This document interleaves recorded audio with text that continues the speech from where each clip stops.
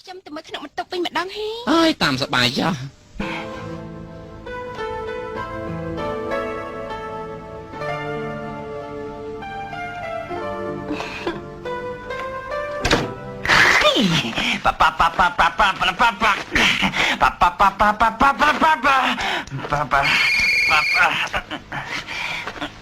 ហេឡូបងចេះស្ដាបងកំពុងធ្វើអីណោះកំពុងតែនឹកអូនហ្នឹងណាតើពេលនេះអូននៅឯណាដែរប្រាប់បបមើលអូននៅឯណា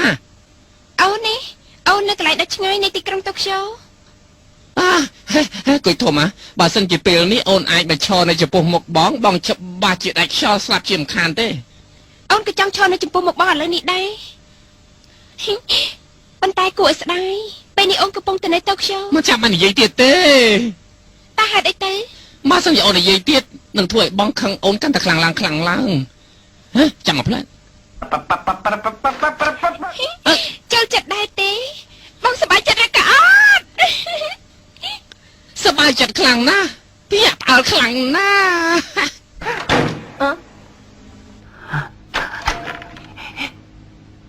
អូនបានងូតទឹកតាមទម្លាប់ហើយពួកយើងគួរតែទៅរកកន្លែងរំតាមទម្លាប់ដែរទៅណា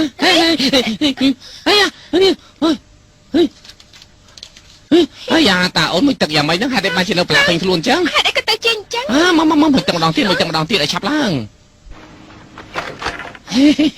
បងចេះស្ដាតើបងធ្វើអីហ្នឹងហើយដោយសារតែបងរំភើបចិត្តខ្លាំងពេកអូនតែងខ្លួនអញ្ចឹងដូចជាឈុតមួយនៅក្នុងខ្សែភាពយន្តរឿងនៃខ្សែស្នេហ៍វិញ្ញាណទី6រឿងហ្នឹងទេហ៎គេជប់បញ្ចាំងយូរហើយតា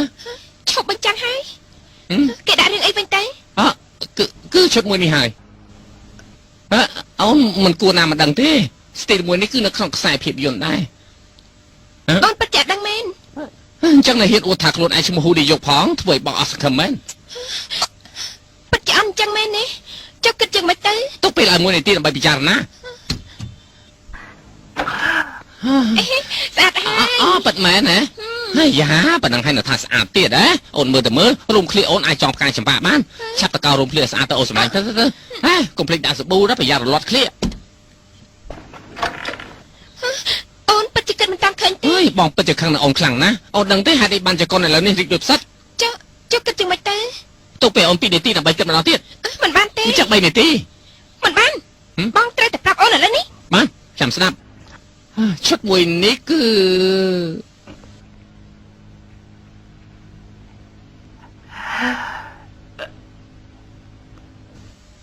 Kennedy និង True Ken Kennedy ហើយនឹង True Ken គឺនិយាយពីជីវប្រវត្តិរបស់លោកស៊ុនចុងសានដូចជាមិនធ្លាប់ឮសោះហើយដូច្នេះឲ្យអូនត្រកខ្សែភាពយន្តនោះមើលឲ្យបានច្បាស់សិក្សាបន្ថែមកុំមកសួរបងទៀតណាហើយចុះខ្សែភាពយន្តនេះអូមិនដឹងទេគឺ Kennedy ហើយនឹង True Ken អូមិនហើយតែអ្នកណាដាក់តួគឺ Ronald Reagan អូនមើលខ្សែភាពយន្តនោះឲ្យតើដូចជាឈុតនោះទៅចាំមករកបងទៀតណាអូខេតែឆាប់ឡើងទៅអូនសម្លាញ់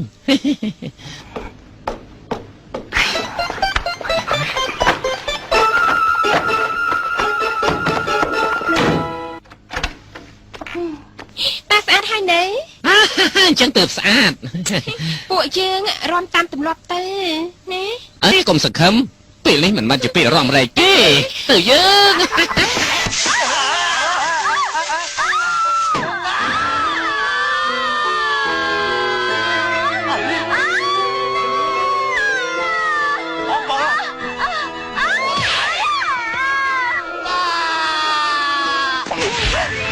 បងចេះស្ដាអីគួយធំបងមិនអាចចិត្តពីអូនទេបើព្រលឹងបងជួនដំណើរអូនដោយរបៀបនេះហ៎បងក៏ដឹងដែរប៉ុន្តែបងទប់ចិត្តខ្លួនឯងមិនបានសោះ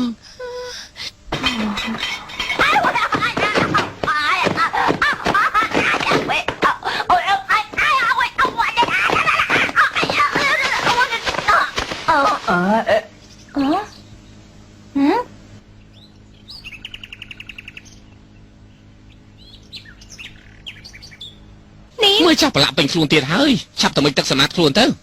នាងជ្រាបណាមកមុជទឹកតា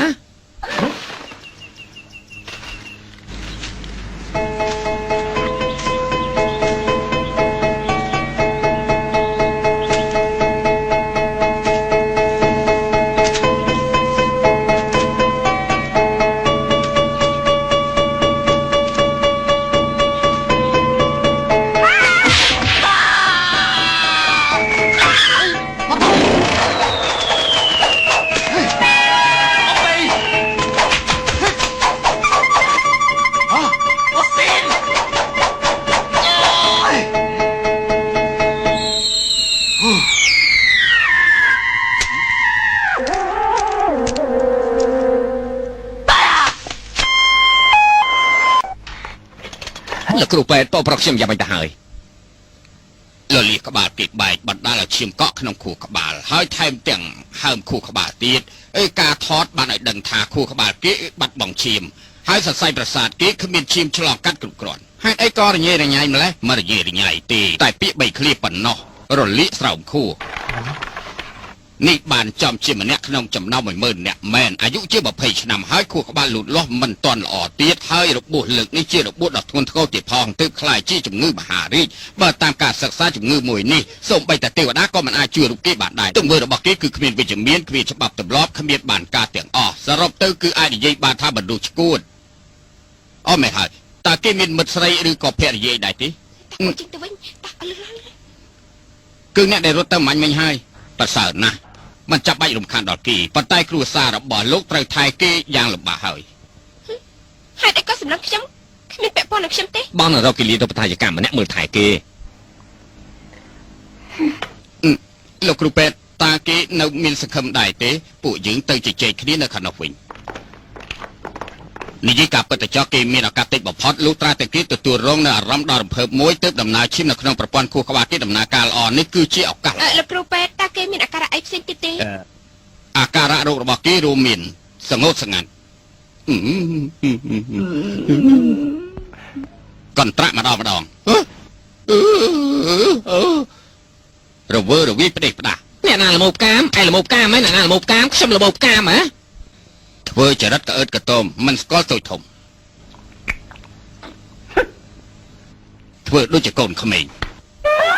សុំអីតបងស្លាញ់ឲ្យហ៊ានថើបដែរគឺសភាពបែបហ្នឹងហើយនៅមានសភាពជាជនអក្រិតទៀតយើងជាចៅប្លន់ខោស៊ីបមិនចៅប្លន់លុយទេឆាប់ដោះខោស៊ីបឲ្យយើងភ្លាមមកចាំម៉េចឲ្យមានខោស៊ីបហ៎យើ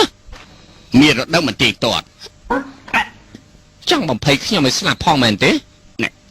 អារឿងមួយនេះតតែអ្នកជំងឺនារីភេទទើបអាចកើតមានប៉ុន្តែអ្វីដែលធ្ងន់ធ្ងរសម្រាប់គេនោះសូម្បីតែអ្នកជំងឺបារោះក៏អាចមានដែរ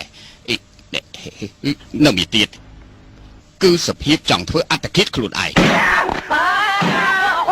បងចេះស្លាឆាប់ឡើងលើក្រែទៅណាអីគ្រូពេទ្យគេស្លាប់បាត់ទៅហើយគិតយ៉ាងម៉េចទៅបើស្លាប់ល្អហើយមនុស្សបែបនេះរស់នៅនាំតែធួនផែនដីចង់មកទៀតខ្ញុំសុំសួរលោកតើគេមានលក្ខណៈយ៉ាងម៉េចហើយអាចបង្ករឿងទេគេជាមនុស្សឈួតគឺគ្មានម្ចាស់ការចំពោះខ្លួនឯងទុកថាជា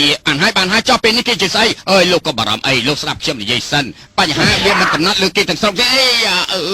អើយមិនបាច់បកស្រាយអ្វីទាំងអស់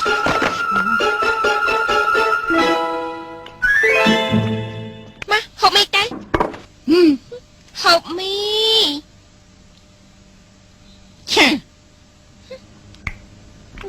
ចាត់ការអីម្ដង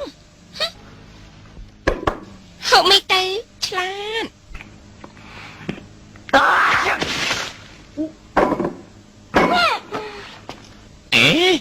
មិនក៏ល្អលេងដល់ម្លឹងណោះនេះឲ្យខ្ញុំមើលផងមើលមិនបានទេមិនឲ្យនាងមើលទេឆ្លាតឲ្យខ្ញុំមើលផងមើលស្អីមានអីល្អមើលទៅយ៉ាងម៉េចហ្នឹងចង់សាកដែរទេជក់ចិត្តមែនតើហេតុអីក៏ជក់ចិត្តខ្លាំងម្ល៉េះថាម៉េចមានស្អីល្អមើលទៅអញចង់មើលអីអញមើលបានដែរបានតែងត់ទៅហ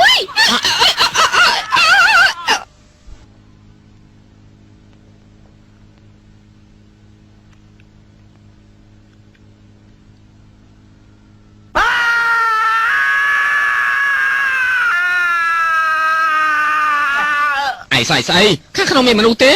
គ្រូពេទ្យថាឯងឈួតហើយដូច្នេះហើយត្រូវតែចង់ឯងបងបានអញ្ជើញគិលានុបដ្ឋាយកម្មម្នាក់ឲ្យមើលថែឯងហើយអូការពិតគឺមនុស្សស្រីទេអញ្ចឹងខ្ញុំមិនចាំបាច់ខ្លាចទៀតទេហាបងស្រីទៅនិយាយចាស់បងទៅធ្វើការទីនេះបកគលឲ្យអ្នកទាំងពីរហើយណាបកគលឲ្យនាងហើយ